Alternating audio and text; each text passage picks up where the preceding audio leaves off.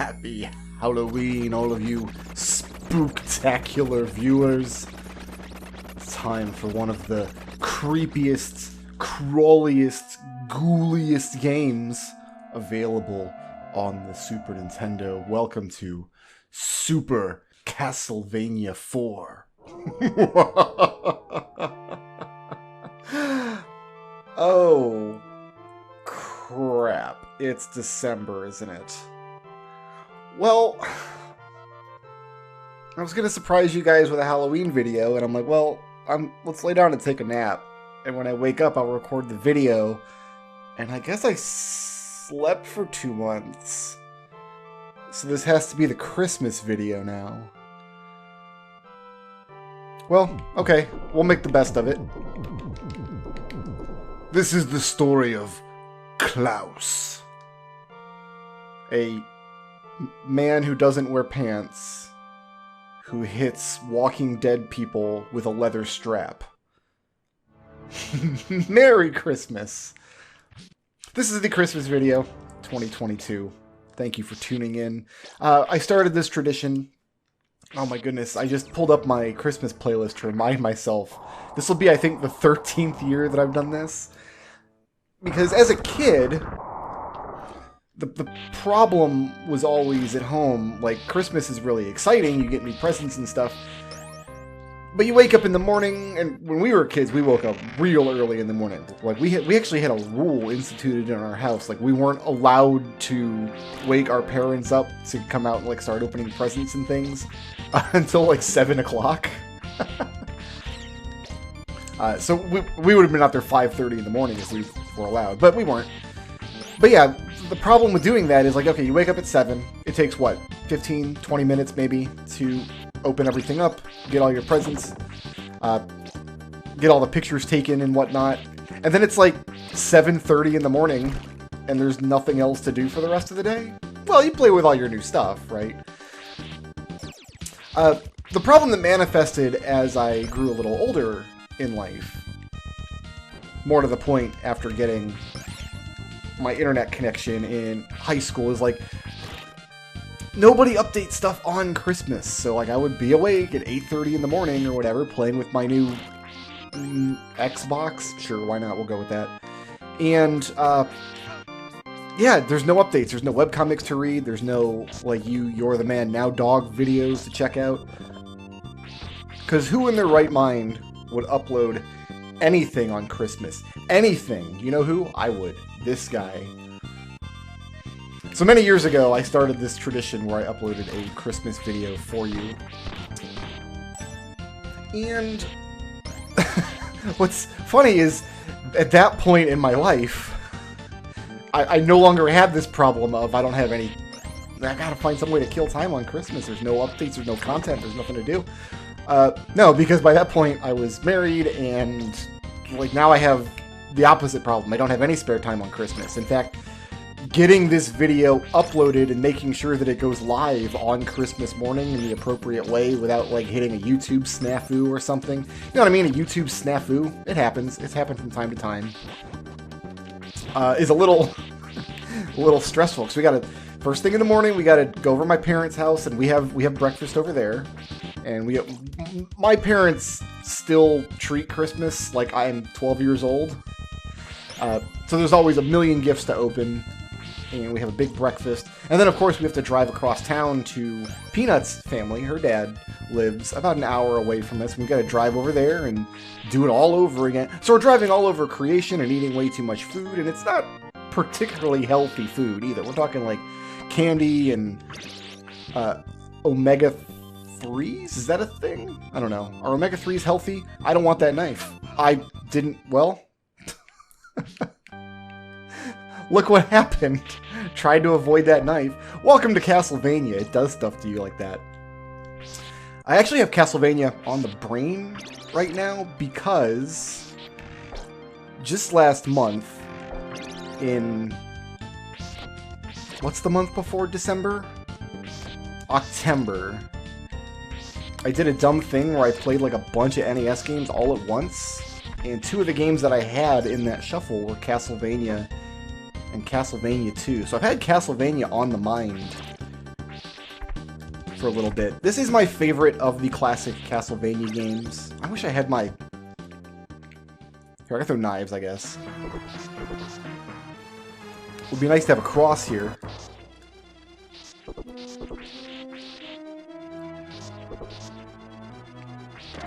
Definitely not my favorite Castlevania overall. Symphony of the Night, obviously.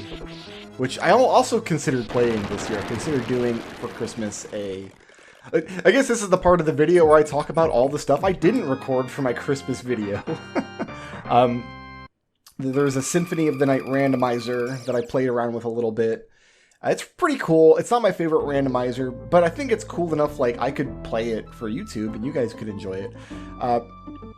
Someone just now, like just this past month, released a enhanced version. I think they're calling it an enhanced version of Zelda 2. So it's a PC version of Zelda 2, but they add like a bunch of content and things. There's a lot of quality of life stuff. It's in widescreen. They changed the way some of the spells work and fixed up some of the glitches and things. I do like Zelda 2, and I would like to play that at some point, I think, on the channel, but it came out a little too late in the year for me to sit down and practice it. Also, I think...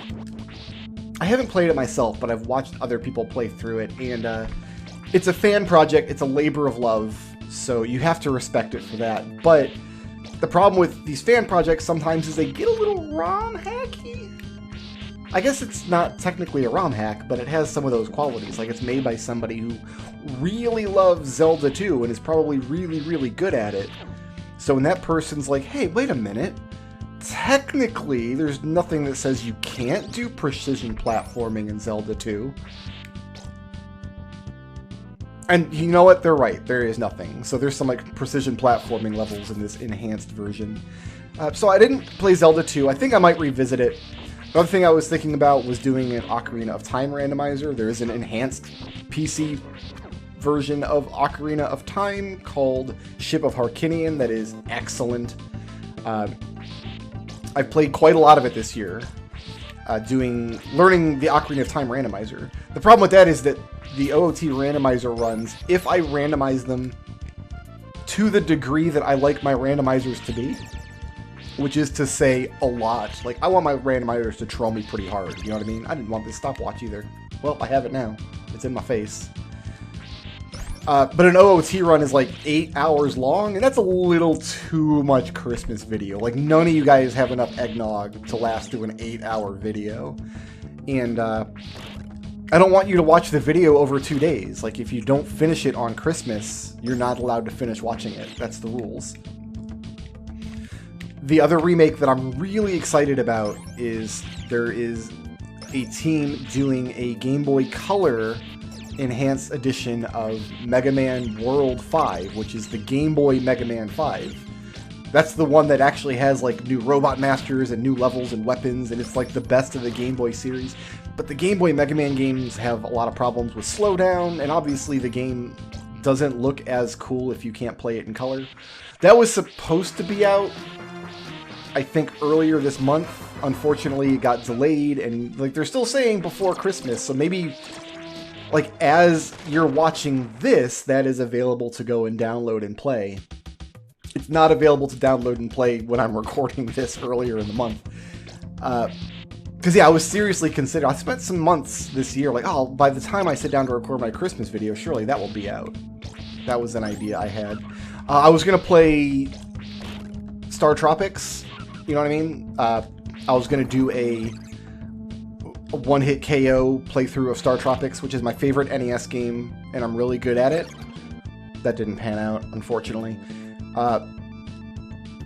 Every year, like, there's a part of me, like a small, not a big part, a small part of me, that's like, wouldn't it be funny if I, like, played Metroid Fusion and did like a whole Scrooge thing, like did the whole Scrooge motif with it, like, ah, bah, humbug, I don't like Metroid Fusion. But then I play it and I learned to love it, and like my heart grew 3 sizes that day, and then I like died of exploding heart, because that would absolutely kill you, like immediately. If your heart exploded 3 sizes, you'd be dead. I'm sorry. But yeah, as much as I love trolling you guys, and I do love trolling my viewers. It's one of my favorite things to do in life. But I don't feel like I could just outright lie to you for an entire video like that. Like, I'm not going to pretend to enjoy Metroid Fusion just for a bit. Metroid Dread did come out this year. I didn't play it because it looked bad. What did I play instead? One of my longtime viewers sent me a generous tip. I think my birthday, he sent it over like, hey man, here's some money so you can play Metroid Dread. And I didn't buy Metroid Dread, but I played something else. I'm trying... Oh, I remember I played Cadence of Hyrule, the Zelda rhythm game. That's what I got instead on the Nintendo Switch. Yeah, that was really fun. I thought Cadence of Hyrule was an exceptionally good game. I like rhythm games. I think I just read in the video game news that Rock Band is shutting down all of its servers this week, which is kind of sad. I spent hundreds of hours and hundreds of dollars playing the various Rock Band games back in the day. But yeah, that was my my tumultuous Christmas video selection this year. I did acquire some new hardware. I got myself an HDMI cable for my GameCube, an adapter, that the quality on it is actually pretty good.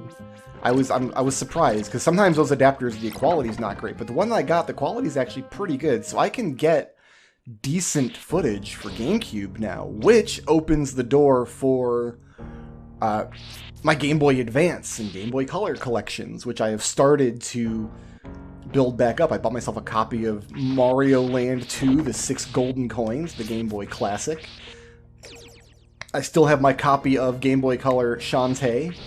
Unfortunately, I didn't... I guess that used to be a $250 cartridge, but then they released it digitally and the price on it plummeted, so I'm like, well, I guess I just have this stupid, useless cartridge forever. I did also consider Castlevania Aria of Sorrow. I thought about that whole stupid Halloween bit, pretty early in the year.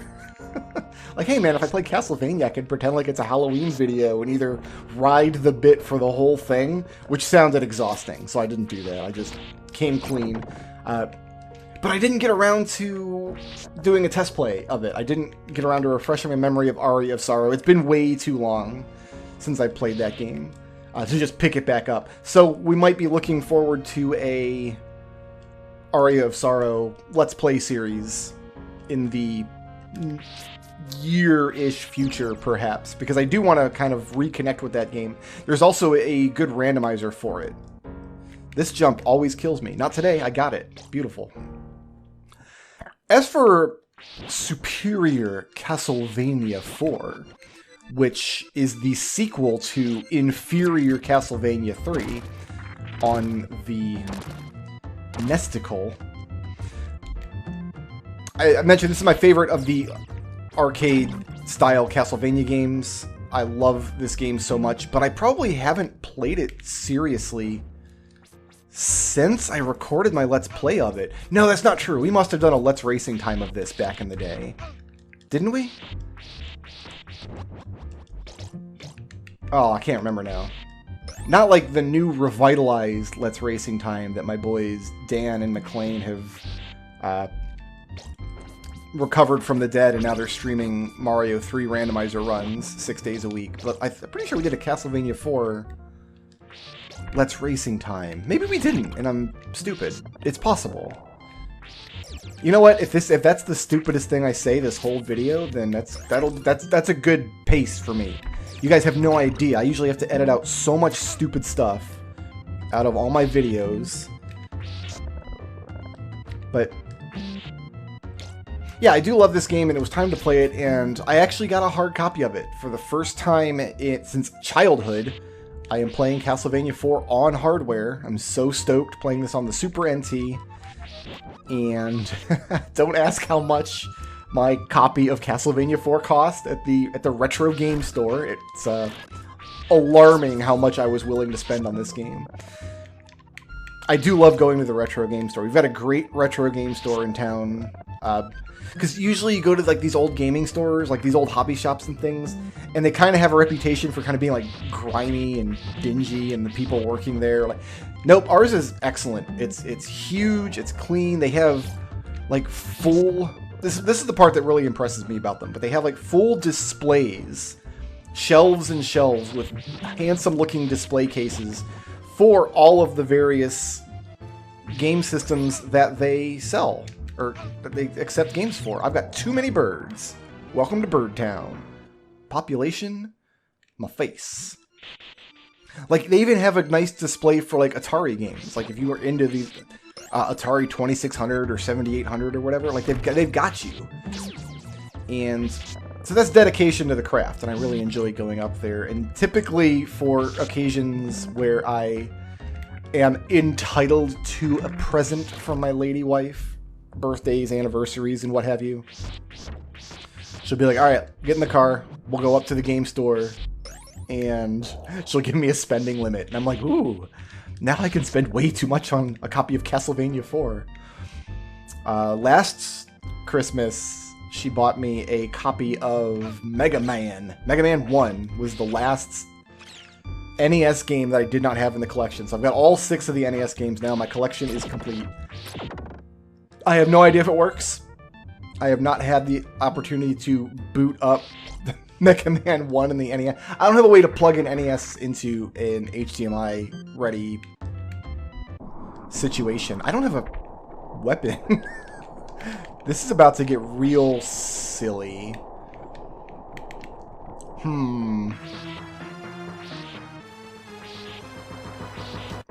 Alright, slow down, help me out.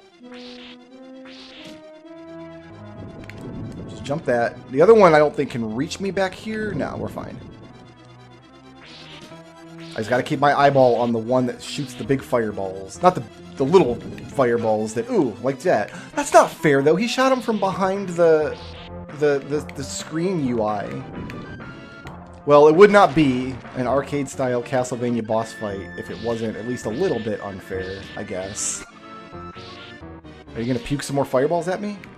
Oh, you're the easy one. I killed the fireball one. Oh, that means I lost track of which one was which. That's not good. Oh well. We're in there.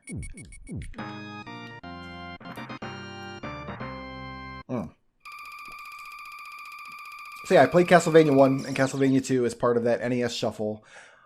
You all know, a couple of days ago I uploaded a tier list video, like companion piece for that NES shuffle that I did. And I ranted about how much I hate Castlevania 1 in that video, so I won't repeat myself here. But Castlevania 2 was fun, and there was a part of me that was like, I should put Castlevania 3 in there and kind of complete the set. But I didn't, and I'm glad I didn't. I had a Let's Play idea many years ago. This was way back before YouTube killed annotations, because YouTube used to have this thing on videos called annotations, which could be links to other videos or other things. So people did some cool stuff with annotations, like you'd get a pop-up on screen that, like, click here to increase your heart 3 sizes, or whatever it would say. And you could click it, and it would send you to another video. So people did some interesting things, or to a timestamp in the same video, even. And people did some interesting things. I think I did one gimmick in one old Let's Play series where I did, like, a multiple choice thing, like, click here to do this, click here to do that. And I was like, oh, wouldn't it be cool if somebody did a run of Castlevania 3 where, like, the viewer gets to fall in the hole and die, where the viewer gets to pick, like, oh, which of the 3 companions do you allow to keep? Like, you get to the end of the clock tower level, not the clock tower level, because Grant's in the clock tower level. You have, like, there's no reason to not take Grant, but, like, you beat the boss that, and it's not a boss, spoiler, it's Sypha, and Sypha's like, let me join your party, daddy. And then you have to choose, like, do I allow Sypha to join my party, or do I keep Grant, right? And I thought it would be cool to, like, to use annotations and let the viewer click. Well, of course, that would mean I would have to play through Castlevania 3 like dozens of times to do all of the different paths with every possible combination of characters, which would be fun and I think would be very cool if I didn't hate Castlevania 3. Unfortunately, I do, so every right-thinking person does. Oh, that's the trick. You want to get underneath him so you can hit him as the ceiling collapses in on you. Gotcha. Gotcha. In case you cannot tell, I did not do a test play for Castlevania 4. I was like, you know what? The reason I didn't, though, like, I have a good reason for not doing it, is it's a short game, and I knew that if I was really practiced, I could do like a 1 credit. I've even done a 1 life clear of this game before.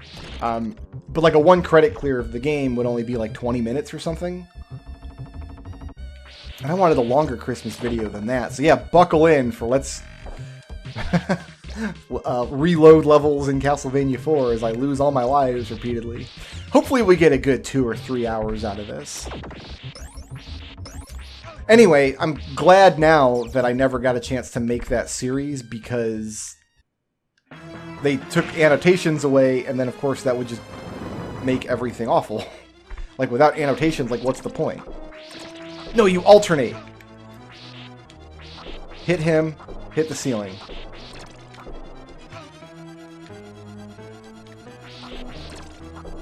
That's right. Whoa, well, I guess I just eat that hit. Alright, I got 2 pips of health. I'll take it. So I'm pretty sure if we lose all our lives, I just start back at the start of the level that I was on. Like I'm on level 4 right now. Block 4-2. With 2 pips of health and 1 life in the tank. It should come back to me though. I shouldn't have too much trouble reacclimating to Supper Castle Butts here. You don't need to kill these things, but why not? The points, right? Rack up the points. If you get enough points, you get a bigger number next to where it says score than if you don't get enough points. And that's the only thing points are good for as far as I know. How was your guys' 2022? I feel like it was pretty good over here. I had a good time with it. I put over 250 hours into Rogue Legacy 2. That's probably way too much to play that game, and I should probably stop. I should hang it up, but I haven't yet. Still going back to it. I saw 3 movies this year in a row that I loved. I'm like not a big movie buff. I used to watch every movie that came out. I used to love going to the movie theater. That's not true. I never loved going to the movie theater. I did it because that was the way you saw movies. And I had friends that loved going to the movie theater. If I'm being honest, I never really enjoyed the act of sitting in the theater. Watching the movie is fine, but the actual theater itself is usually not terrific. But yeah, for years my love of movies manifested as I would buy tons of DVDs. Like I probably averaged 1 or 2 new DVD for the collection every week for years. Of course, there's no reason to buy DVDs anymore. So now I only buy Blu-rays if it's a movie that I absolutely love. Like I used to buy the DVD or the Blu-ray for any movie that I even liked a little bit, or sometimes even just a movie that I hadn't seen but I was like a little curious about. Like, just buy the DVD, sight unseen. Why not? Well, the reason why you don't do that is you end up with a lot of bad DVDs in your collection. And it's why I own hundreds of DVDs of movies that I probably only watched once. But I saw 3 movies this year, 3 movies in a row, where I'm like, oh, I gotta get that Blu-ray when it comes out. And so the first one was recently too, like within the last couple of months here. So we watched Everything Everywhere all at once. And oh, spectacular. Loved every inch of it. Can't wait to get the Blu-ray on that.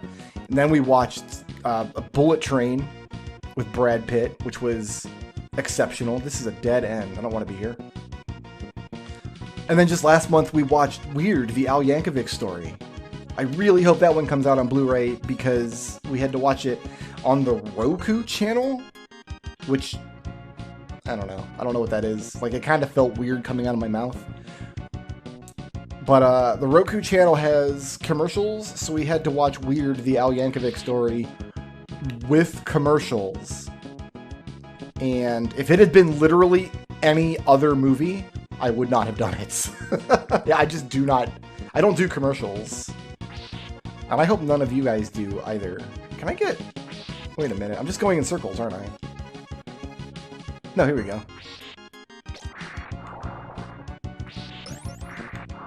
I do not remember where all the sub-weapons, all like the good sub-weapons are in this game. So that's fun.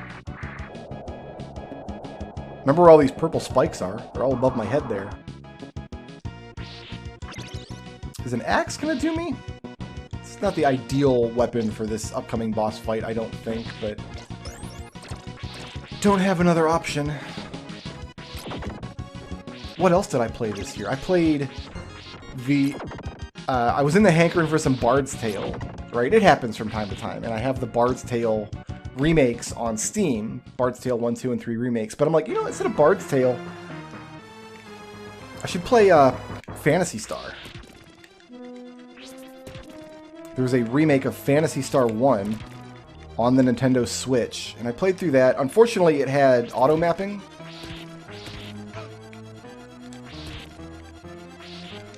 So that's not terrific. You want to draw your own maps, right? I guess I could have, but... Like, if it has auto-mapping, like, I'm gonna be lazy.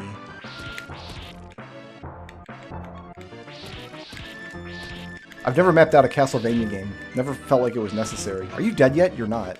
Oh! Ooh, somebody's dead, though. It's Simeon Belmont.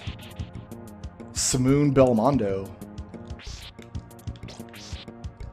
You know what? I walked into that fight for the first time in many, many years, having not played the game in a long time. And I wasn't at full health, and I still almost won that fight. I think I can feel good about my performance there. Is what I'm going to tell myself so I can sleep tonight. I don't need to sleep. I just took a nap for 2 months. I missed Halloween.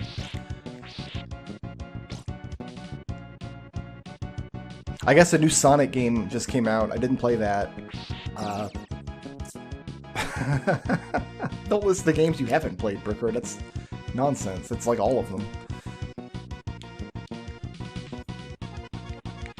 I got the new, I will have it by the time this video goes live. But as the time of recording, I don't have it. But they just released the 50-year anniversary collection of Atari games. And I'm like, okay, that's probably worth owning. So I ordered me up a copy. I gotta go all the way around again. Alright, alright. I'm wondering if I could get, like, some Let's Play ideas out of it. I've Let's Played a couple of Atari 2600 games before, but there's not, like, a lot on the system that is really conducive to the format. I mean, you don't...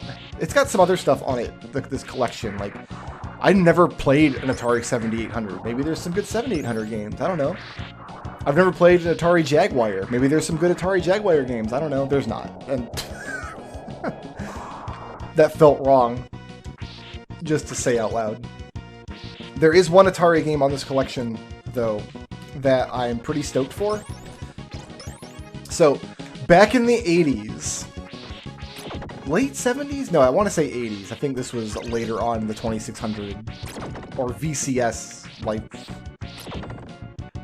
lifespan.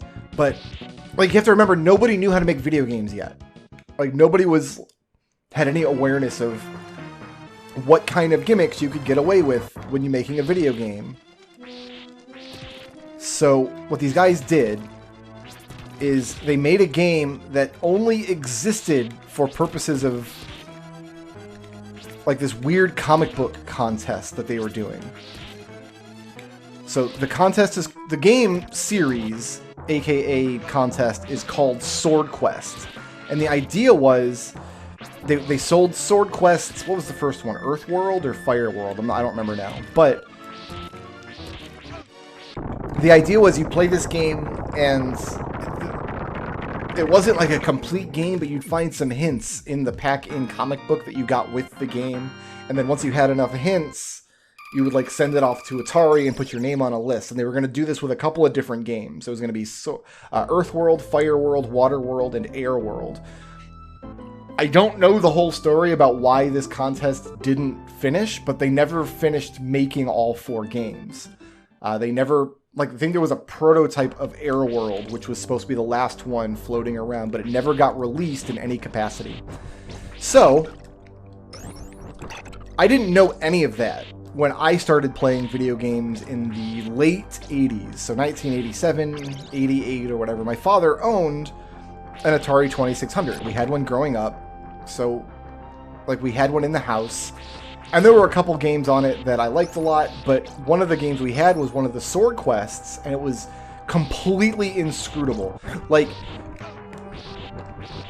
people like to pick on Atari games for being inscrutable all the time. No, this one was literally, you cannot, there is no completing it, because they didn't finish it. Only the first of 4, no, I think 3 of the cartridges came out. 2 of them were pretty common, the third one was pretty rare, and then the 4th one didn't get finished. Maybe that's how it goes? Anyway, the Mad Lads actually finished Air World, so on this Atari collection that I'm going to get here in... Hopefully it gets here before Christmas, but I don't know.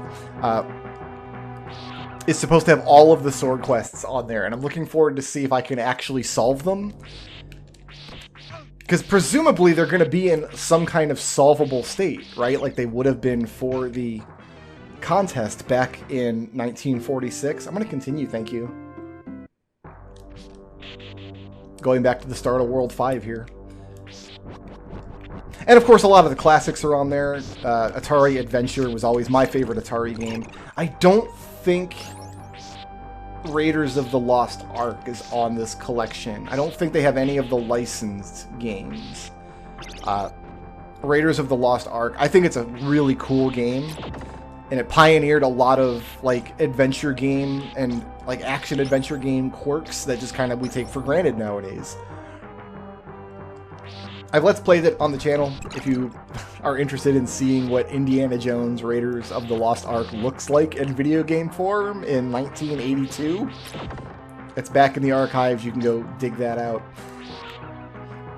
But I like games like that, and there's a bunch of 26... I did go through a 2600 phase. This would have been about 2001, 2002, thereabouts. I was in college at the time, and...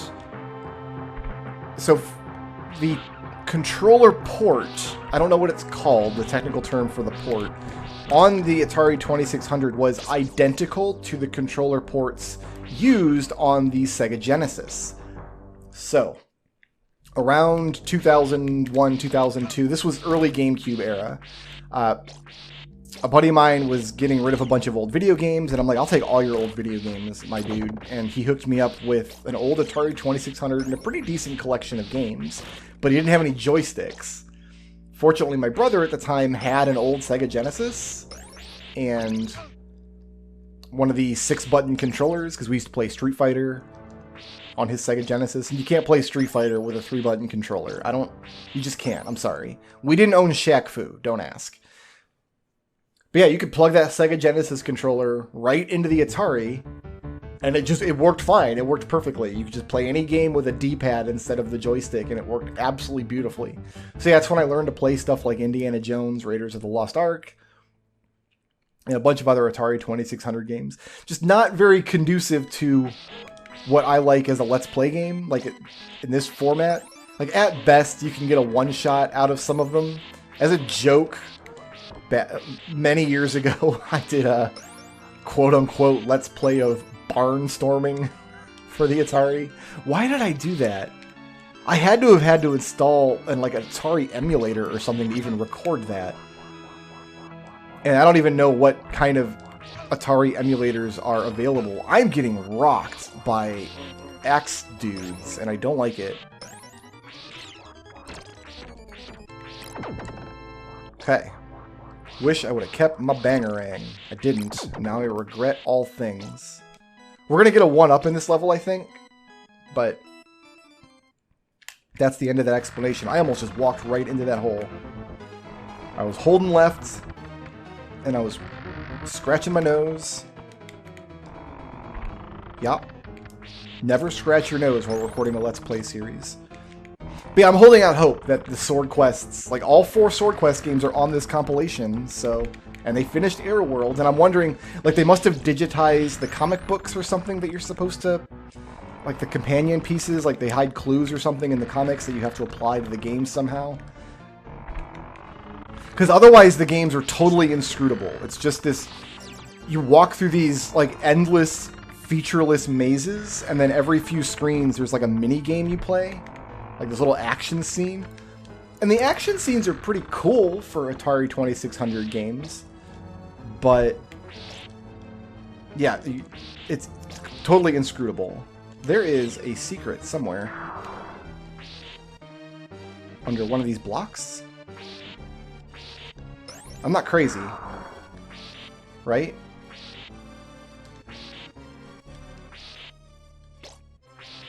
Ah, there it is.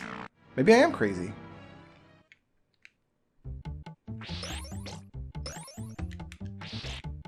We just have to kill this man's doggo, that's all.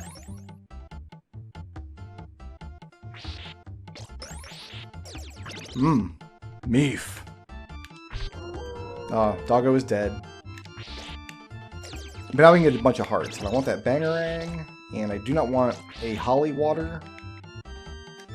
And I do not want an ox. And I definitely do not want a niff. We're going to lose this bangarang when I pick up a different item here in a few screens, don't worry.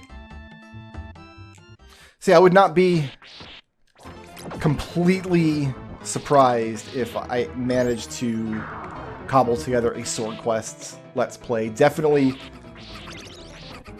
when this... I got an axe, didn't I? Dang it. Well, I had to whip there. I had to whip this stupid thing. Which is invisible in some emulators back in the day. Imagine me in 2003 playing Castlevania 4 on an emulator that doesn't do transparencies properly and getting hit and being like, how come I'm getting hit? It's not fair. That's what I sounded like in 2003. That's what my voice sounded like back then. I definitely want to do a Let's Play series for Mega Man World 5 DX when it comes out. I would love to get a hard copy of that game, like on a repro cart.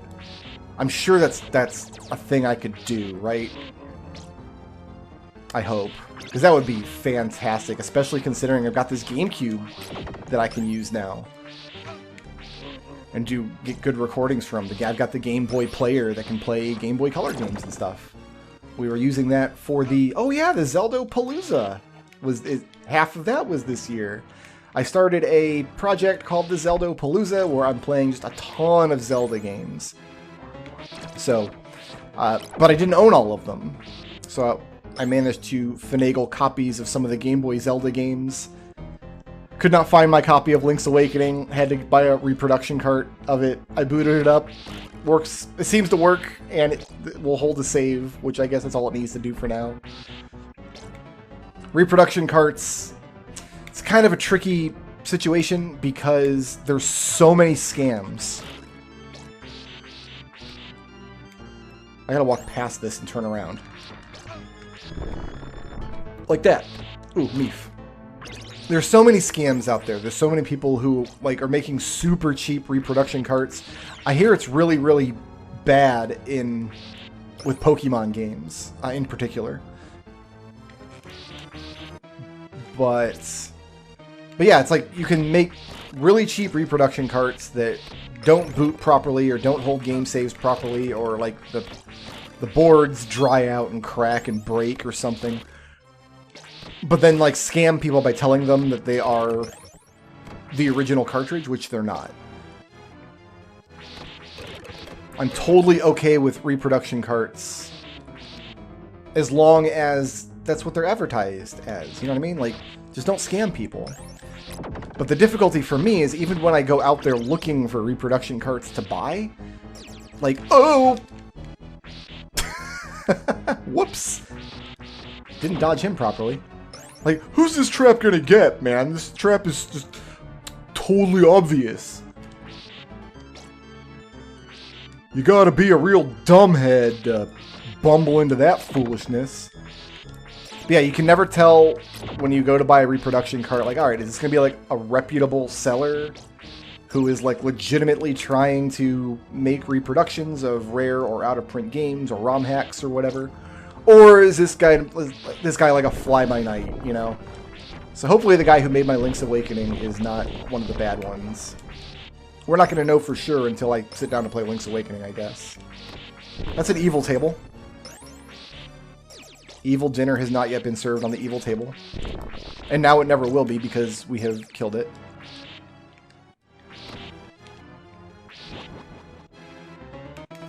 Now, I'm going to tell you the name of the boss of this level when we get there. And you're going to think I made it up. I assure you I didn't. Okay. But first, I think there's a 1-up I can get. I kind of don't want an axe, though. You can't always get what you want. Oh, get away from those guys. But if you try sometimes, you might find you get a 1-up.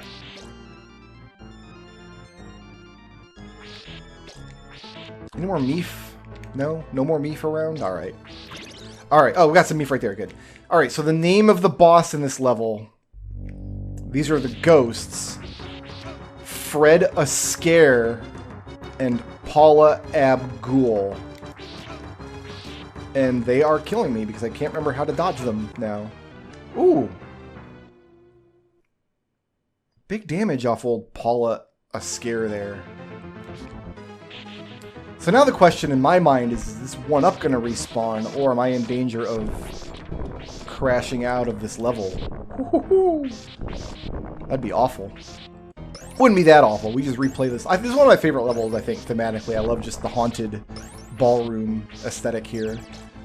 Cool, cool level. But I don't want to play it 60 times. If I had to play it twice over the course of... Too many dudes. Too many dudes! Yeah, you gotta take them out one at a time. If you load all of them on screen, you get danced at. I do think Castlevania 4 doesn't get a lot of the respect it deserves as a Castlevania game, because everybody loves the first... Well, no, they love Castlevania 1 and 3. But, like, okay. Game Grump and professional poster Aaron Hansen used to do a series called Sequelitis, where he talked about like an old game that he liked, and then like the sequel to that game that he hated. And he did an episode once about why Castlevania 1 was great and Castlevania 2 was crap. And I watched that episode and I'm like, you know what? Okay, fine. Like I don't agree. I much prefer Castlevania 2. I think it's the better game by miles and miles and miles. But it really comes down to your value set, right? If you value unfair arcade games with bad controls that force you to replay tons and tons of content because you keep getting killed by a boss that wasn't programmed correctly, then yeah, Castlevania 1's going to be your jam. I did say I wasn't going to rant about Castlevania 1. I also said that I like to troll you guys, and sometimes that involves lying to you. And of course, Castlevania 2, there are more knowledge checkpoints. You got to figure out what to do, and the game doesn't always acclimate. It doesn't help you out a lot with that. But it's kind of pick your poison. Like, which version of Castlevania, like, do you have more fun exploring the world and trying to figure out riddles and things like that? Do you have more fun with arcade-style score munchers? Either way, you can find something to like in the early Castlevania series. From that point of view, I was like, alright, I don't agree with Aaron Hansen on this, but we're just, like, I appreciate his argument. Like, I get it. Like, I know what his value set is when it comes to appreciating Castlevania 1. He explained himself very articulately. I liked the video. Like, I literally clicked the like button on the video.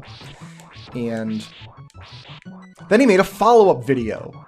And this one was much shorter, and it was not as articulate, and it didn't have the same production values, but it was basically the same video, except, oh yeah, Castlevania 1 is still great, Castlevania 4 is trash.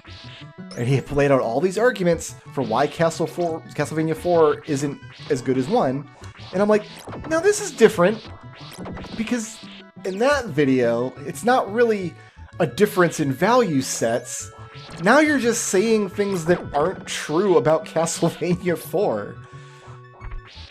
Like he says in the video, I should have rewatched the video before playing the game, because I'm going off very old memories of hearsay of something that somebody else said years ago in a video I watched once. But no, it's like, oh, you can whip in 8 directions and you don't have to commit to your jumps, so the game is super easy. All you do is hold right and push the whip button a lot.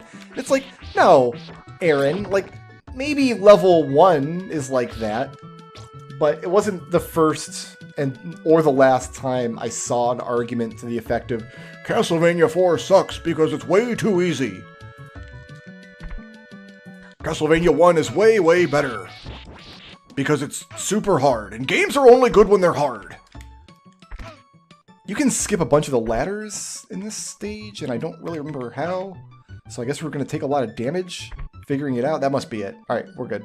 I mean, we're not good. I got 4 pips of health. We gotta make it rain down here. Can I get you with a boomerang? I can. Let's get you with another one.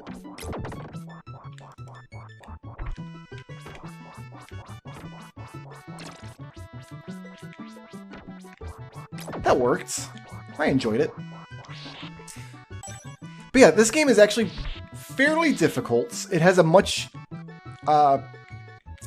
more fair learning curve than Castlevania 1. The hardest parts of this game are not as hard as Castlevania 1. Both games have a jump button, and if you don't push the jump button, then you just fall into the hole.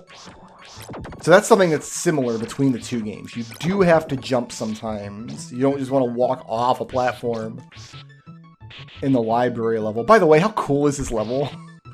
Like I said, the last level was one of my favorites, but I think like every level from here out is one of my favorites, if I'm being honest. This game has such great theming. Especially for an SNES title. Like, a lot of SNES games don't bother, really. They have nice looking graphics, but they don't really try to build a theme or a mood with their game. They just like, we need to make this guy look like a dog because he's a dog. Anyway, I remember back in the day, anytime I heard the, Castlevania 4 is too easy, that's why it's not as good. Like, anytime I heard somebody make that claim, I was like, alright, I can't wait to watch your video where you record yourself playing Castlevania 4 and you beat the game just by walking forward and whipping. Like, let me know when you, like, put up or shut up, right? Nobody ever did. Until Aaron Hansen, on an episode of Game Grumps, played Castlevania 4, and guess what? It was really hard, and he didn't get that mad, I guess, but yeah, I don't know. I always thought that was unfair criticism. Like, it's one thing if you like are just critiquing a game. Like, I think it's fair to criticize Castlevania 2 for being inscrutable, and for, like, if grinding hearts is boring. But criticizing Castlevania 4 for not being hard enough, that's just, this game is so hard. But it's not as hard as Castlevania 1, and the reasons it's hard are for different reasons than Castlevania 1. And I wonder if that's what people actually mean. But I'm on the other side of that argument. I prefer 4 to 1 any day of the week, especially on Wednesdays. And especially on Blatz Day. But I never owned a copy of it growing up. I had a friend who owned it. I borrowed his copy. I think I rented it a couple times. And then when I was actually learned to play through it as an adult and for my Let's Play series and stuff, I just had to use an emulator. But now, I got the cartridge, and I'm so, so happy. Alright, I've got no sub-weapon, big guy. Oh, that's right, you don't want to go up there for him. I just said you don't want to go up there for him. Well, I'm not sure if you want to go up or not. You want to go up if he hits the ground, not if he hits the floor. Oh, he's Swordman now. He's Swordman. Ah, but I'm Whipman. I got range. Actually, you know what? I think our range was pretty comparable. He had a pretty large sword.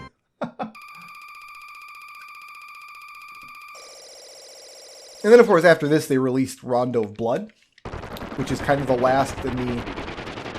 I call them arcade-style Castlevania games, but I guess Rondo especially isn't, really. It has, like, a bunch of alternate paths and things, and you can unlock other characters. You can play as Maria Renard, which makes the game playable, in my opinion. I don't like playing that game as Rita. Playing as Maria is fun, and I've got the remake of it. What did they call the remake? The Dracula X Bionicles? Something like that. On the PSP. Dude, remember the PSP? Ah, good times. You see, kids, back in the day, they used to have these things called handhelds. And what you would do is you would hold them in your hand for 18 seconds, and then the battery would die, and you wouldn't have anything to play. I did do some handheld gaming this year. We had an emergency trip to Ohio just before Halloween, so before my 2-month nap. We had to fly up to Ohio unexpectedly for pretty much the only reason you would ever have to fly out of state unexpectedly, unfortunately. Didn't pack a lot of video games. All I packed was my 3DS, which was very dusty, and a copy of Persona Q. So I played some Persona Q. This is a bad situation that I'm in. I'm gonna make the best of it, I guess.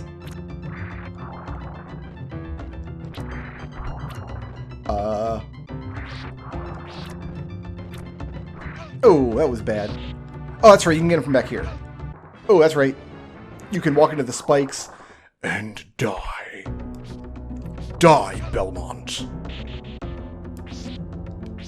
I didn't complete Persona Q because by the time I got home from our trip, I didn't want to play my handheld anymore. Like, it only had value to me in as much as I didn't have access to my PCs or any of my consoles. So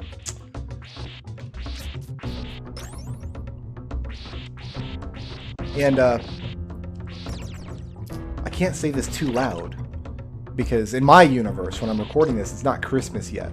So nobody's opened up their Christmas presents yet. But I did hear that the Big Red Man has brought my lady wife a copy of Pokemon Violet for Christmas.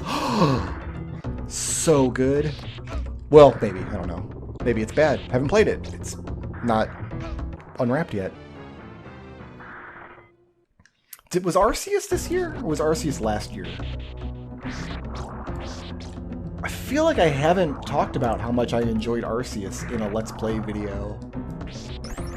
Probably because Pokemon's kind of outside of my wheelhouse. So, but yeah, I played Arceus and I adored it. It's my favorite Pokemon game by far. Like, it's not a contest. It's the best one.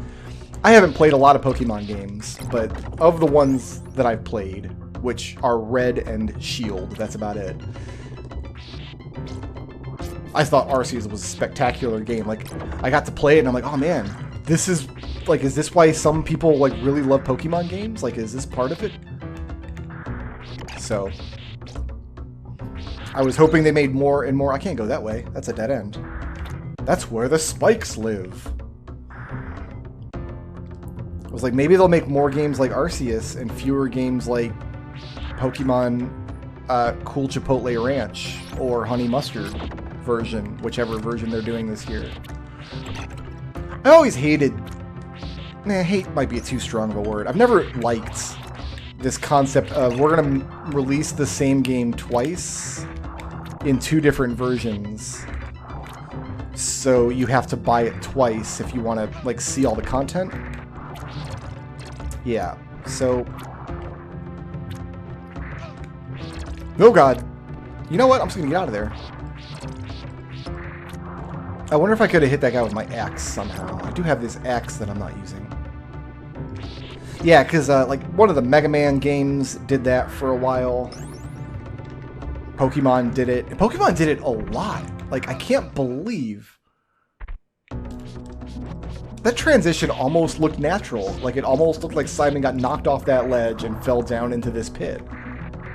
So that's canon now. That's what happens in my Castlevania fanfic. Yeah, Simon Belmont falls down a pit into the death trap. And in Chapter 2, he makes out with Chris Pratt. That's what happens.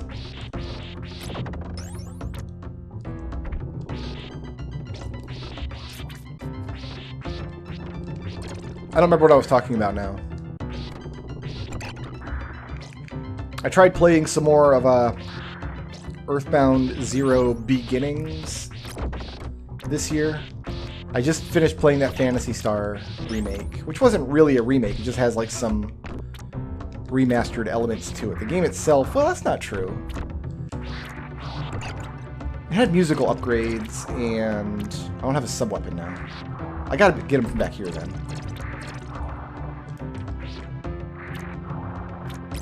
Aha! Got him. And it had the auto map and stuff like that. But after that, I was like, oh, play some more old RPGs. What else have they got on the Switch? Well, the Switch has, on the NES online store, Earthbound Zero Beginnings, or whatever it's called, which is the NES Earthbound game, which was called Mother, which is a terrible title for a video game. I hated it when I played it back in the day, and I hated it now, so I stopped playing it. So this story doesn't have a happy ending. Like, it's just not a good game. Not recommended. I don't want to get speared through the head here.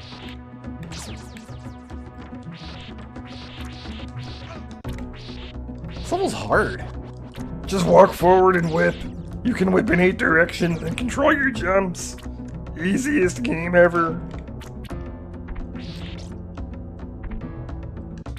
I guess some of like the Game Boy games, like original, like OG Game Boy games, must have come out after Castlevania 4. So maybe this and Ronda like weren't exactly the last of the arcade-style Castlevanias. Like there must have been one or two like on the handhelds that I didn't play or haven't heard of or whatever.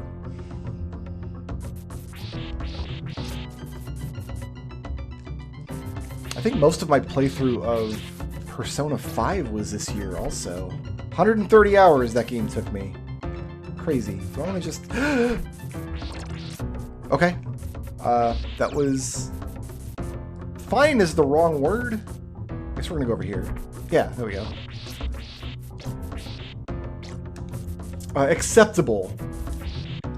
Maybe. In some contexts. It has been said that Brick Road didn't die there. This is the spot that always trips me up when I come back to relive this game. Never mind, first try. The other spot that always trips me up is still ahead of me, though. It's this disappearing bridge. Oof. It's kind of a big oof section. Yes. I will take a boomerang. I know it's a cross, but I always call it a boomerang. That's what it was called in the manual for Castlevania 1. I feel like I've been better the past couple of years in calling it the cross appropriately. I didn't get that candle because look what it is. It's a butter knife. Nobody wants that. I apologize for any clicking and a clacking you might have just heard. That was my water bottle losing its shape. Yeah, this disappearing bridge. I might die here. That's fun. Alright, I think I've completely desynced the bridge. Let's see if we can reload it. No, get off the... Okay, that's fine.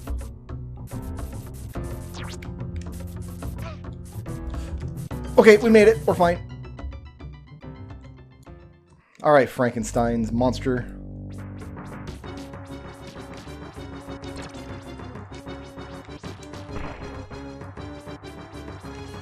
Wish I could throw 2 or... I didn't know he did this. I usually have a double or triple shot, so he dies a lot faster, but... Alright. My boy goes double Frank on me. I'll take it. So on to level 9, which is another one of my favorite levels in the game. This is a cool level when you go to Dracula's Treasury. And it's to Simon Belmont's credit that he doesn't try to rob Dracula at all. So... I'm just saying, if it were me, like, I'd go through there and I'd kill all the monsters and fight down Dracula and be a good guy. Sure. I would also grab a handful of gold coins for later, I think. I guess this game is supposed to be like a retelling or like a reimagining of the original Castlevania. Because Dracula is supposed to come back to life every 100 years. Like, that's the idea. And Simon kills Dracula, and then because of extenuating circumstances,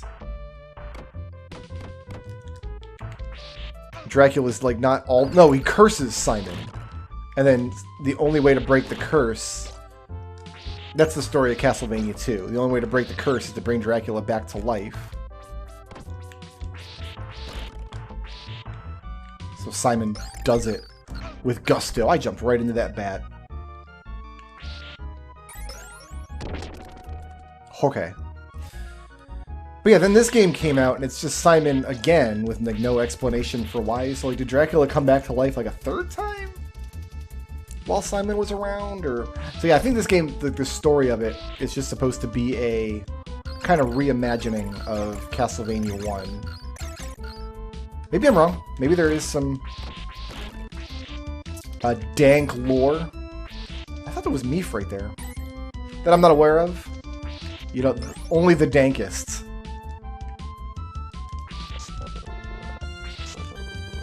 Ooh. What's up here that I want? That. And all of the hearts. Some Meef would not go amiss right now. I don't want to be missing 3 pips of health.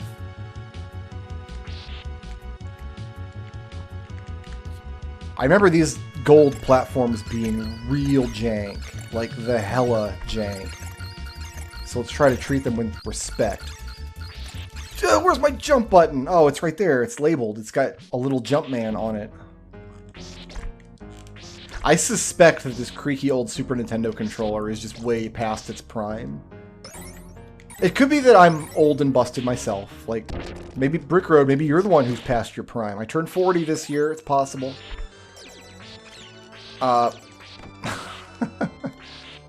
But yeah, no, this controller is ancient. It's had surgery done to it a couple times and had some parts replaced. What I need to do is just like buy a box of just SNES controllers and break down all the parts and try to build a couple that'll just last. Because now that I have this Super NT, like, all I want to do is play old SNES games. It's going to be difficult, but I do want to get that SNES collection built back up. Most of the classic RPGs I don't have anymore. And you know what? I'm not really in a hurry to, like, rebuild a lot of... Like, I don't need a copy of Chrono Trigger or Final Fantasy III, really, because the Steam versions are so good. Actually, I've got a copy of Chrono Trigger. Never mind. I do have that. I've got that, I've got Secret of Mana, and I've got Final Fantasy Mystic Quests. What else do you need? Can I make this jump again? No. Oh, I'm sad, because you can't... Just barely can't get right there. What if I jump from here? Come on, Simon. Don't get boned from off screen. No, he can't reach it. They measured the pixels. The new version of Mega Man Maker dropped like last week or something, 1.8. I haven't even had time to sit down and boot it up yet. I'd love to, because I really enjoy Mega Man Maker. I feel like every time an update comes out for that, I have a couple of days where I just play a bunch of new levels and just have a good old time. There's another bonus room up here. Well, I'm very upset with myself. At least there wasn't any Meef in that wall that I missed.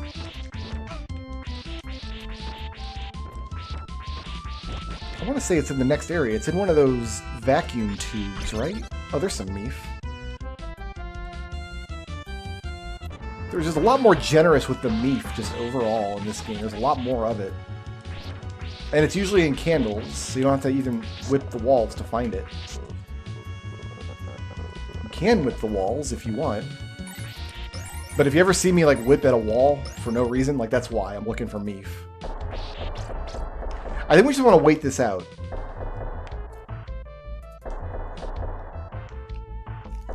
The terrible Zelda 2 crumbling bridge situation here.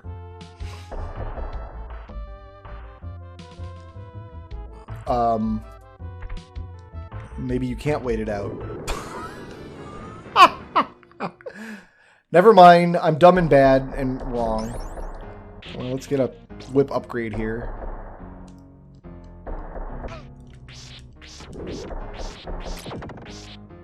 Everything takes twice as many hits now because we're in level 9. Yeah, this one here. Maybe not. Maybe it's up here. Ah! I don't know, I deserved that maybe. There we go. Yeah. Bonus room. What up?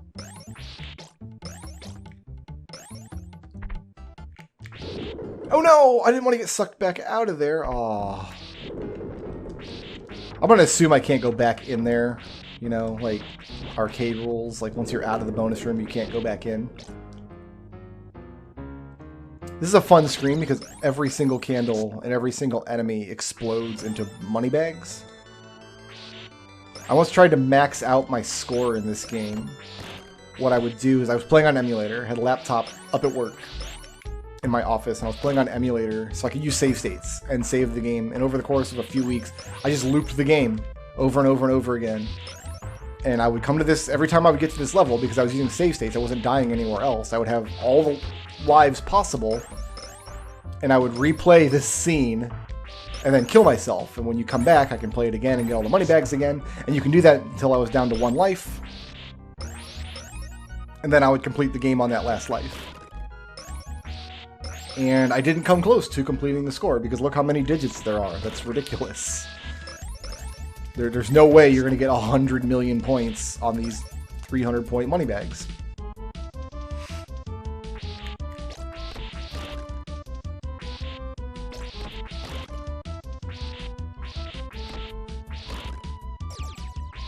Yeah, that's where most of my Castlevania 4 playtime has come in. I don't have a sub-weapon for this boss, so whipping upward.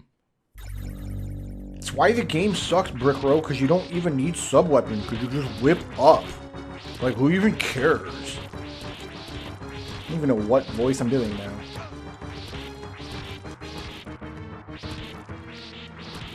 I think this is called the Zap Bat, Z-A-P-F. Does that sound right to you guys?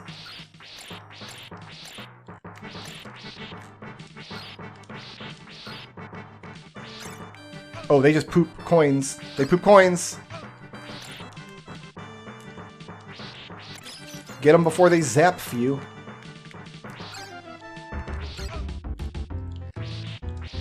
How do I have 2 bats, but only 1 health pit between them? It must take bats away. Like, each individual bat must not have its own, like, health pool. There must be one, like, master health pool. And then at certain points, it removes bats from the pool. Maybe, I don't know. Anything is possible in this workaday world. So they couldn't do 2-digit worlds, so they do hexadecimal worlds. So instead of world 10, we're moving on to world A.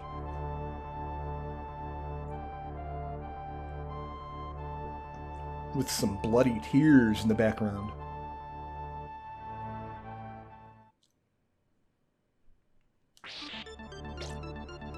Ah, so good.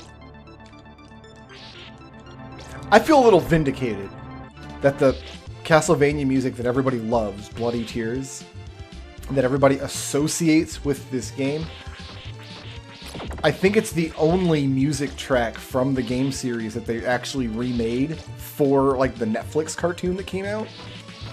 I'm vindicated that song actually comes from Castlevania 2 and not Castlevania 1. Get wrecked, everybody who loves Castlevania 1. I don't mean that. I hope all you Castlevania fans had a lovely holiday and an excellent new year. Just please don't make me play Castlevania 1 ever again. Please. I beg you. But it doesn't take much for this style of game to be enjoyable, because this game is very similar in a lot of ways to Castlevania 1. It's just a few differences in how Simon controls and how some of the levels and bosses are designed. I do grant that the boss fights just in general are much easier, but they needed to be easier because the ones in Castlevania 1 weren't the right kind of hard.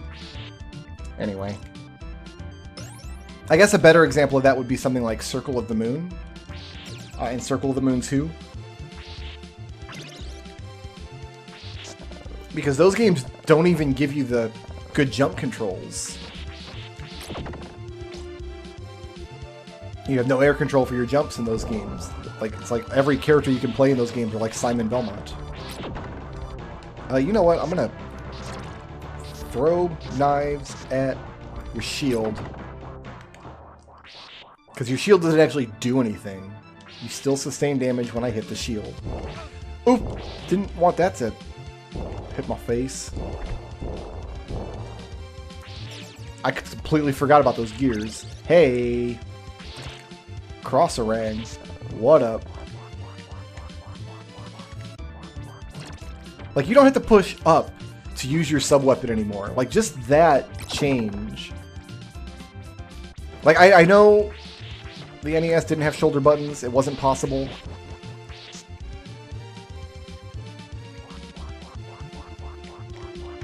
I don't know why I did that.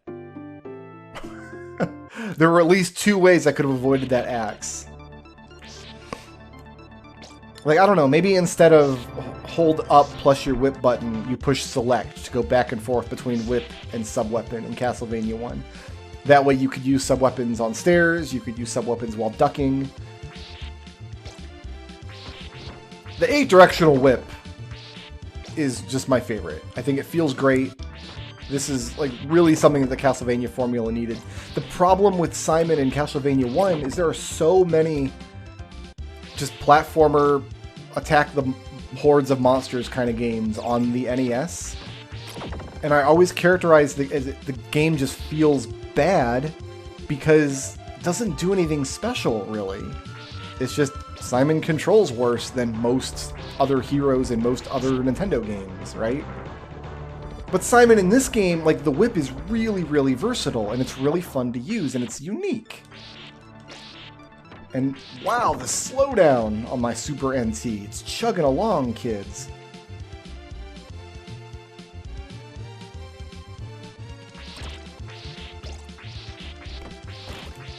So like the lag on Simon's whip crack, how the attack doesn't come out immediately, like takes a few frames as he's coming back for the whip crack, is justified because of how versatile the weapon is. Like, go ahead and make a weapon a little harder to use as long as it's versatile.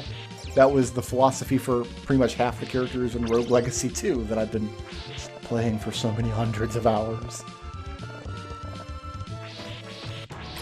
Oh, I thought you were going to take 2 hits. You took 3. I still got you. And then still in block steak sauce here. We're going to have to knife this man again. Like, just the timing on throwing that knife at that monster who was only a few feet away from me was... I remembered the gear that time. See, I can learn. I've learned one thing. And I'm never going to learn anything else again. That was it. But even the timing is just a lot easier to wrap your head around because it's 1 button instead of 2. Oh, I want to kill you first before I grab the elevator here.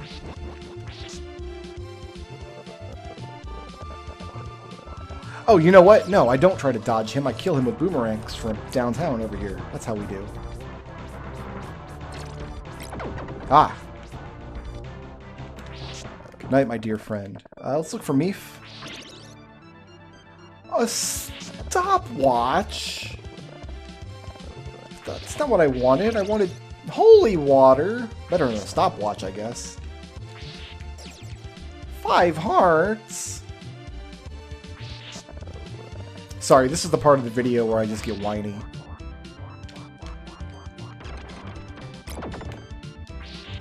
You know what? I'm not going to complain about that holy water. That went well for me.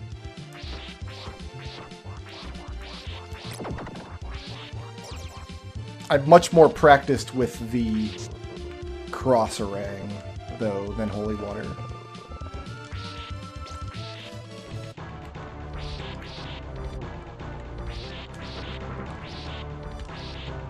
The diagonals on your whip are a little finicky sometimes. This guy is using these grapnel points to great effect. Whew. Yeah, the control on diagonal whipping could be a little better. Could be a lot worse, though. The idea is if you hold down the whip button, you can, like, spin it around in a circle.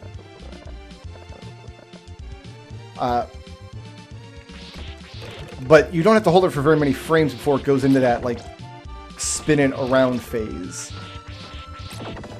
And you often, I mean, if you're holding forward to try to whip forward, you're also moving forward. So if I want to whip diagonally but then, like, move backwards... Can I just do this?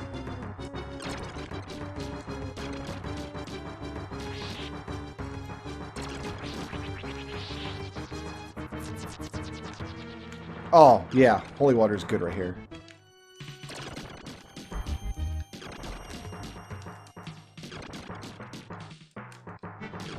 Taking down the mummy man. Oh, yeah.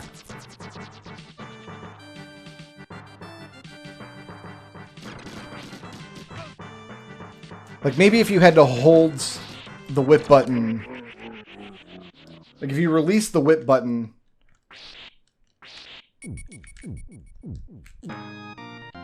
It completes the crack without going into your whip it around phase. Or maybe if they increased the window of time where you had to hold the button before it enters that phase, would make it a little easier to crack a whip diagonally in front of you and still give you some air control. I feel like that's what Julius's whip feels like. In Aria of Sorrow and in Castlevania HD.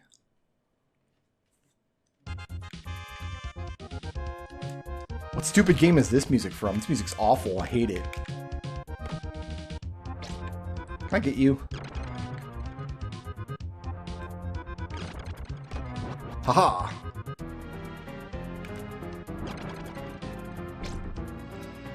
You know what? Holy water is doing some work for me.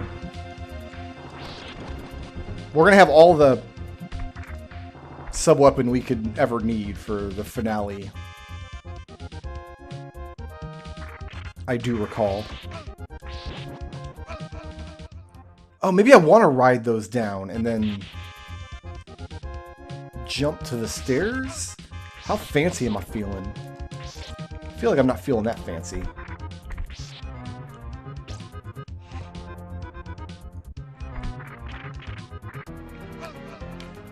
You cannot jump off of those as they're falling, I have learned. But yeah, you want to drop through there and avoid all those guys. Just take all the hits. Why not? You can. You totally can jump off those. Turns out I was feeling rather fancy indeed. Why, I dare say this brick road is a fancy lad. Hello. Bitten in the butt here by a bat. It's easy to get the full diagonal snap if you do want to move in the direction ahead of you. But if there's a monster, like, above you and in front of you, and you try to get the diagonal snap while jumping at the monster. If you hold the direction to get the full snap, like this, you'll just jump into the monster, and that's no good for anybody.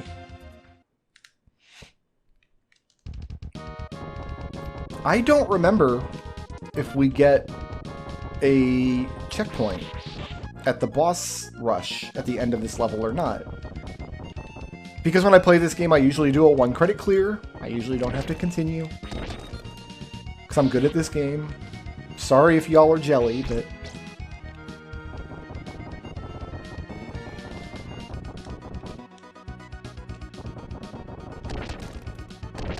Jelly donuts. I thought that was a cross in that candle there. Getting it was a little unsafe because we still have this giant gear underneath us that's going to come up and give us a shave and a haircut.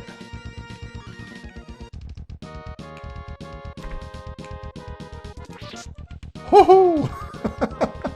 Well, alrighty then. Oh!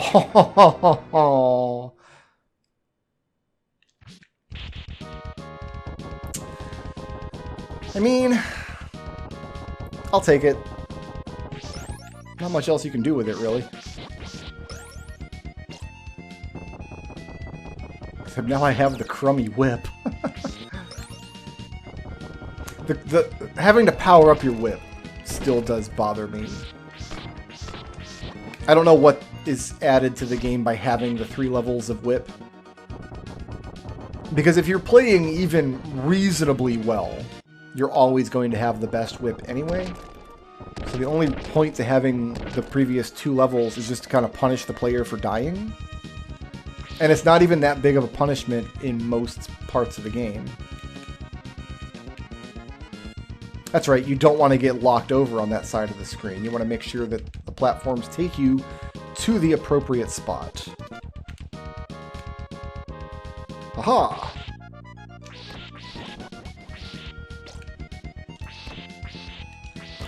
Okay, we got him. We got him. We're coming up on the final boss rush here, I think, in a couple rooms. And so it's going to be interesting. How many continues is it going to take me to get through the boss rush? I don't remember if we get a checkpoint here or not. I think we do for Dracula, don't we?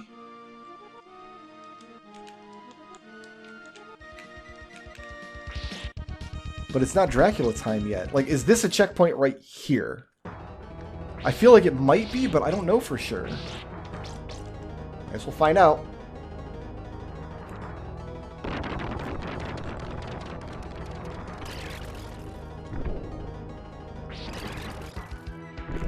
Oh, that muscle memory is still there.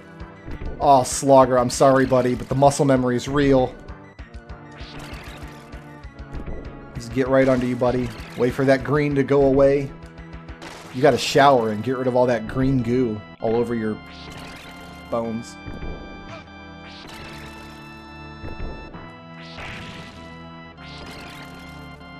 Mm-hmm. I think now we get away from him. Yeah, because he does that dash attack. Whew!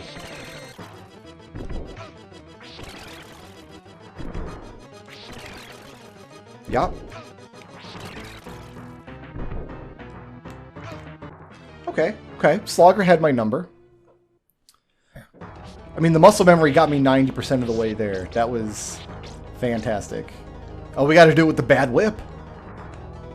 It's not that bad. We're going to be pretty close to him anyway.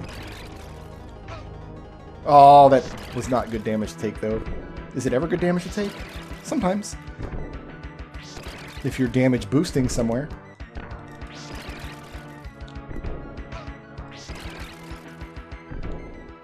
Yeah, here we go. This is the 1 hour. This is where it's going to take hours to get through, is relearning these fights. The Slogger is a big fight, dude. This is a... Oh, maybe that's it. Just wait at the edge of the screen. Nope, we get a checkpoint right here, so... Don't have to replay the level.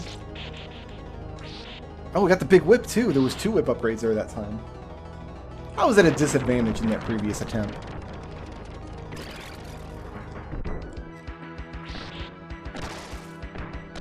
I don't really want to be all the way back here, but... yeah, definitely don't. So you want your whip's hitbox to be on top of him once his invincibility green runs out, like on that same frame. At least I do. Maybe you have a better way of fighting Slogger that I'm not really aware of.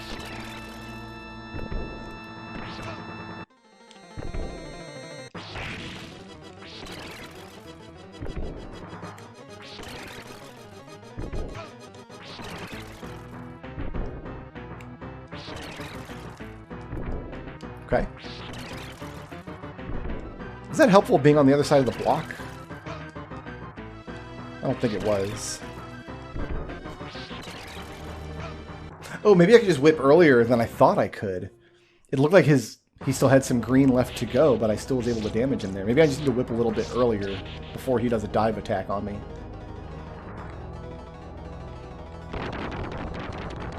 After this, we fight Gaibon, and Gaibon is much, much easier.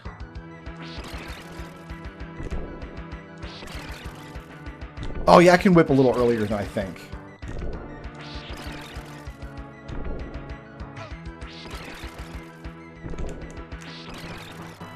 And I do think we get Meef before Gaibon as well.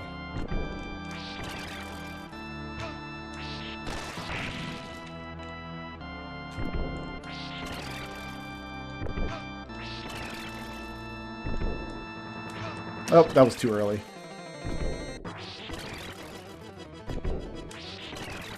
Yeah.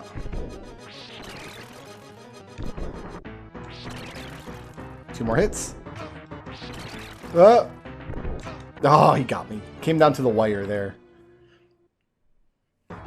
Slogged all over that wire. It's like, dude, it's my only wire. Come on.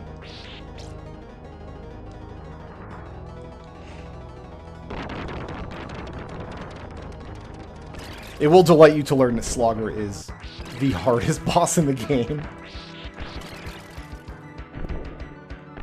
I need to be ducking... okay, so yeah, I need to be ducking earlier. Like, before he hits the ground. So when he puts his spear up... oh, that time he just landed on me. Twice in a row he landed on me. 3 times in a row he landed on me. Okay. I was focusing too much on ducking there and not enough on moving. I've got to move out of the way, but then I got to hit the ground even before he does. It's a tricky match.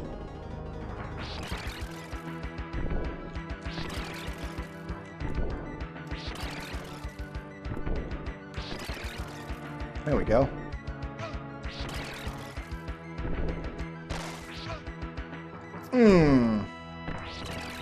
Not a great hit to take there.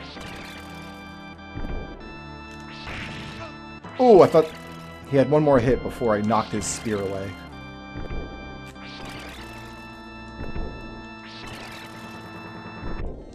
Yeah, see, now I don't even want to duck at all. I just want to run.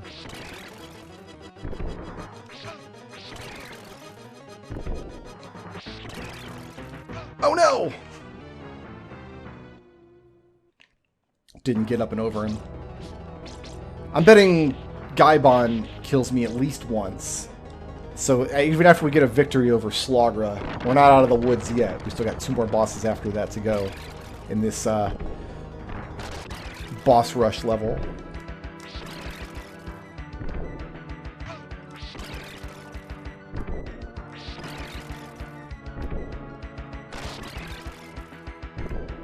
Yeah, there's a few frames before the green goes away entirely that he is vulnerable. I wonder if I've ever noticed that before. 2 hits? That's bad. Taking 2 hits in one cycle is definitely not good.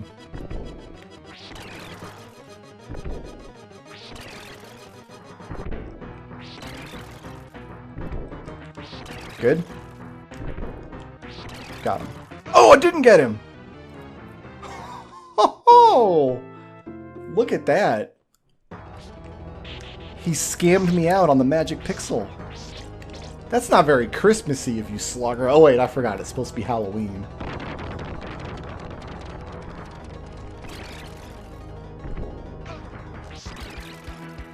Oh, that's a bad spot. What did I do that for?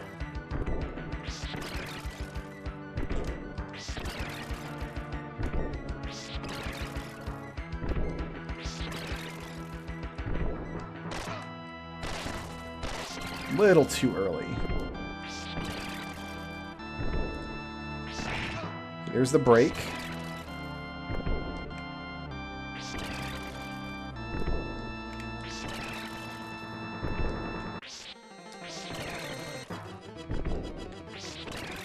Okay. Excuse you.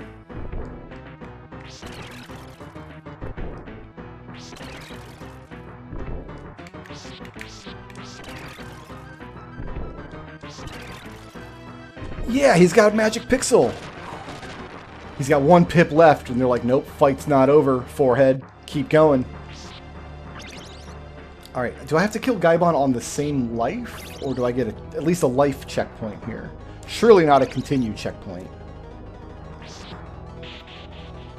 Oh, I didn't have the good whip either. I was doing that fight on hard mode. This fight's so much easier.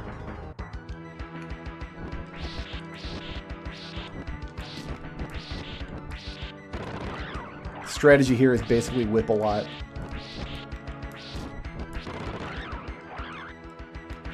It's too easy because you can whip upwards. He also has a second form though when he comes down.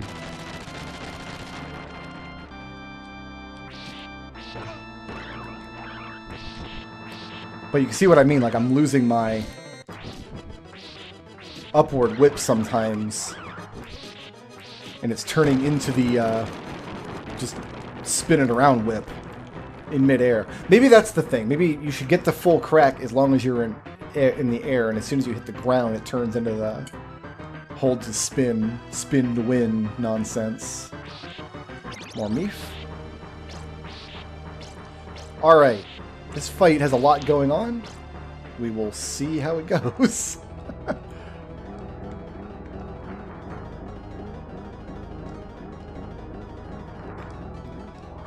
I want to stay away from him.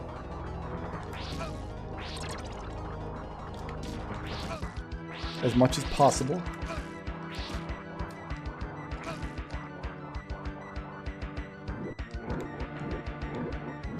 I'm getting a few hits in on him here, but I've got to jump! And then he comes back out. And he comes out swinging, that's right, okay. I should be able to get death here. Not on this life, but... That's right, I just want to move back and forth like this. I don't want to attack him in this phase. Wait for him to go down to the ground and do his suction attack. And yeah, I do get a life checkpoint here. Good to know. Do I get 2 whips? Please? Yeah. We're good. We're good. Let's kill death on Christmas.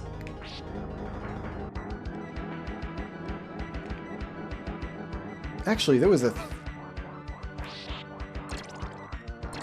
Yeah, I can just hang out right here. And he can't damage me. There was a safe spot, and we'll see him when he goes down. I was gonna see if I could get a hit in there, but I guess it's not gonna happen. I'm happy to just wait it out. Trying to make a long Christmas video. Pad out the runtime. Oh, I can't whip upwards from this position, for whatever reason.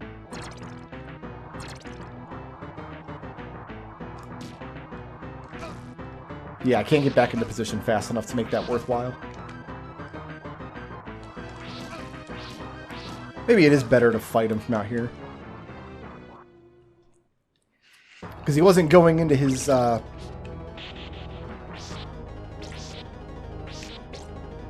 suck you into his weird death blender attack phase. Yeah, you know what? I don't want to fight Slogger 6 more times.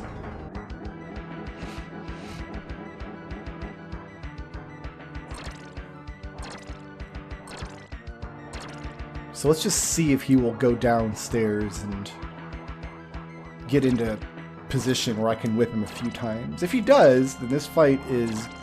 Yeah, there he goes.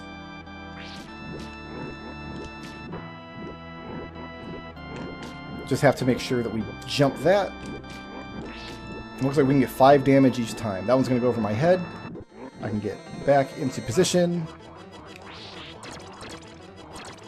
So yeah, we're trading 5 damage for 2 if he hits me with the sickle coming out of his suction move. Which, you know what? I'm okay with those... with the math on that. Works out in my favor, I think.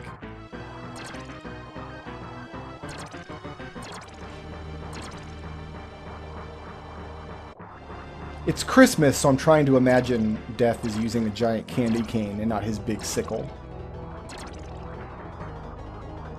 I wonder why I can't whip upward from here. I wonder if it's... is it a limit? Must be a limitation for ducking. Because you're not supposed to be able to duck and push up. The reason I'm in a ducking state here is because this platform's in the way. So they must not have programmed a way to duck and whip upward.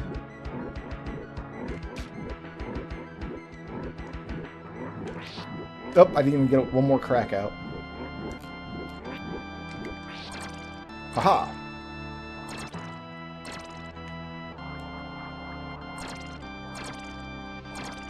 I was thinking you could get your whip into position and sometimes he would fly into it for like a fraction of a point of damage. But that has not happened in this encounter. This is half the video, by the way. Death has some very, very handsome drapery in the background there.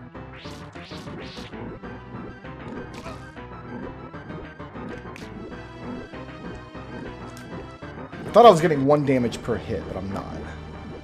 And you know what? We're at enough of an advantage now that... Good. The only challenge remaining is Dracula. And again, I think we get a continued checkpoint here.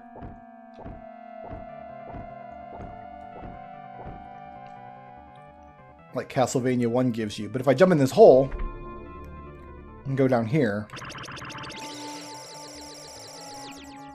Boomerang, double shot, triple shot. Climb back up the stairs, take 1 step, jump to the right, and we can go fight Dracula now.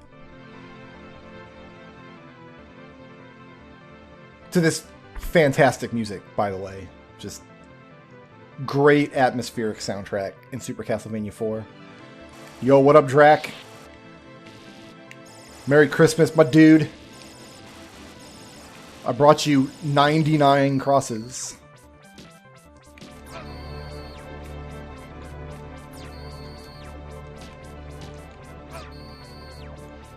Just gonna throw a lot of crosses and hope for the best. That's kind of how we do it. Oh, we have to whip those fireballs.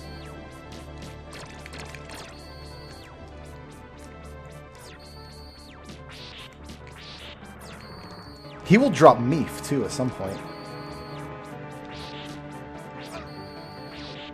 Yeah, there we go.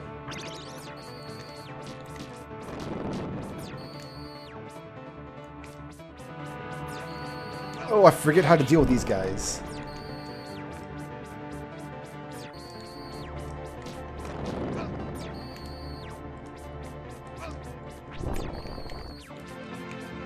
There's an easy way to deal with these fire guys, but I forget exactly how. Oh, they crash into the ground and leave damaging fire. That's what was damaging me there.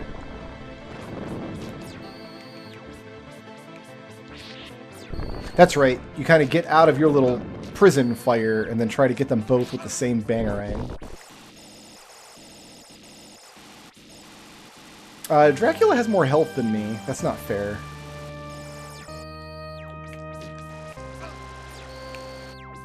Definitely gonna die here.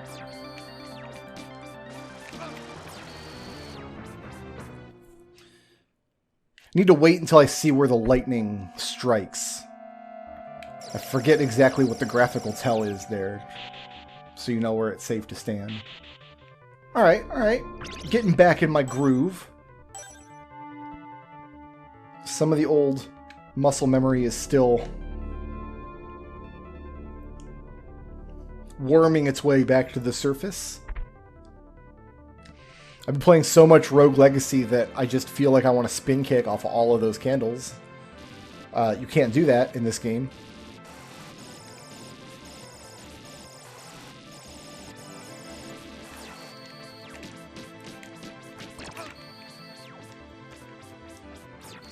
Just going to keep the boomerangs going.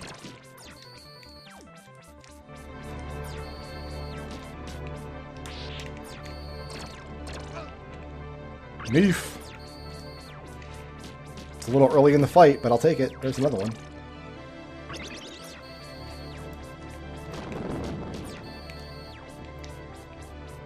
Yeah, you get behind him like that.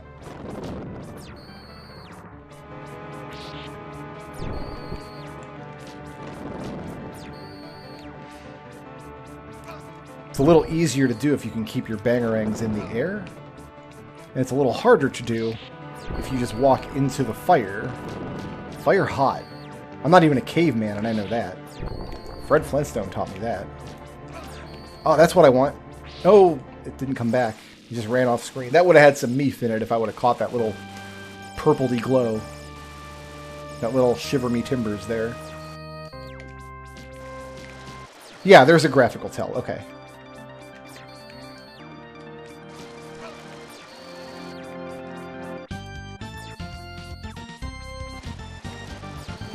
Right, I don't want to attack. I want to put the boomerangs out there before he shows up. And not be throwing boomerangs while he's on screen. Like, I want my attack is done at that point in the fight. And I'm watching where he's attacking. Then I can always get in between. Never mind, he's dead.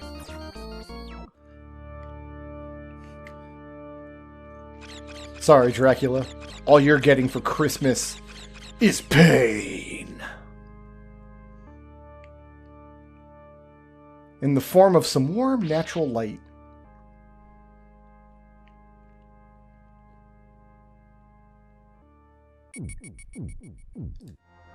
Cool game. Thank you for hanging out with me and playing some Castlevania 4 with me on this fine Christmas day.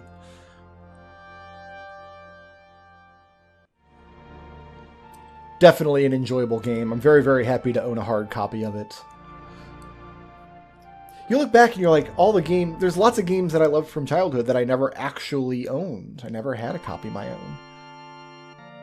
And Simon Belmont, like me, never wears pants. Why would you? When you're that buff, you just gotta let the brothers out, man. And by brothers, I mean thighs. I don't know what you were thinking of. So yeah, probably the only really good arcade style Castlevania game, in my opinion. Castlevania 2 is more on the Metroidvania side of things, along the lines of the Game Boy Advance titles, etc. And of course, no Castlevania game anywhere holds a candle to my beloved Symphony of the Night. It is time for me to play Symphony of the Night again. I feel like it's been a hot minute, a hot, lonely minute without Castlevania Symphony of the Night. It's probably in my future, early in 2023, is revisiting good old Soten. Maybe Soten Randomizer too, we'll have to see.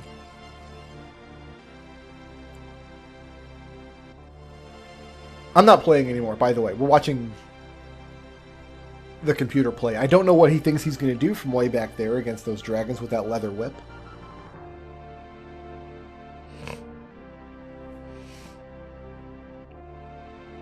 He just took damage. I'm sorry. They cut away from the shot, like from the freeze frame, but he was about to take damage. He wasn't going to get out of his whip recovery before that ceiling fell on his head.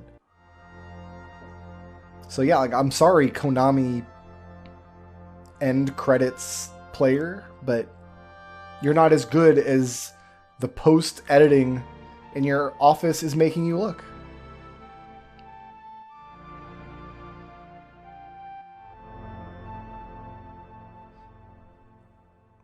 This game has excellent VRAM. I know what VRAM is. I'm glad they designed it. Here's good old Paula Abdul again. This is the one boss in the game that I never really feel like I get a good handle on. Every other boss is like, oh, there's like a little trick, or you know how to dodge the thing, or if you have the right weapon. For the dancers, I always just kind of just do my best. Oh, I have to solve today's Redactyl too. I haven't even started it yet. Lots to do this time of year. We have tickets to some kind of holiday event tomorrow, some kind of light show or something. I'm not totally sure what it is. My lady wife was thin on details.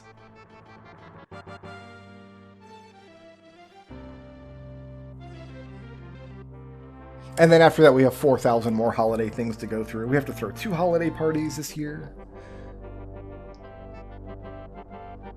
I have to decide what I'm going to stream for New Year's. You guys know I do a New Year's stream, right? Usually.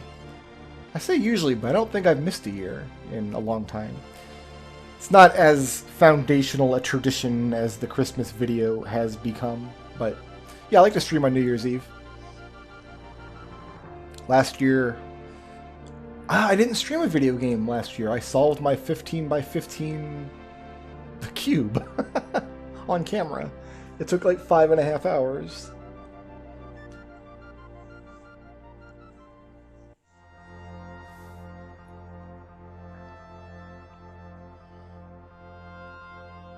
I have to decide what Zelda game I'm going to play next in the Zelda-thon.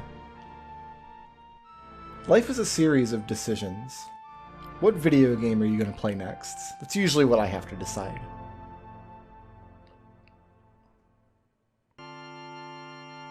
Nope, you took damage there. I'm sorry. That was not a safe hit. Pretty sure he takes damage as Slogger flies off screen there.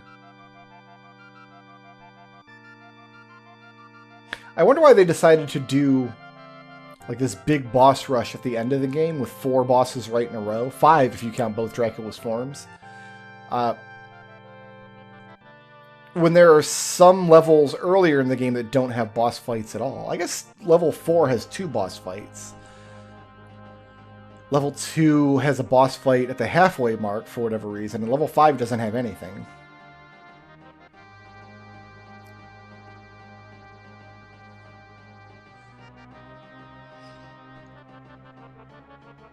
Hope I was able to bring you some amount of holiday cheer. We'll sit here and remember the fond times when Konami was still a good company. Thank you so much for watching. I look forward to seeing all of you in 2023, playing a bunch more Zelda games, and more shuffles, and just basically getting into trouble.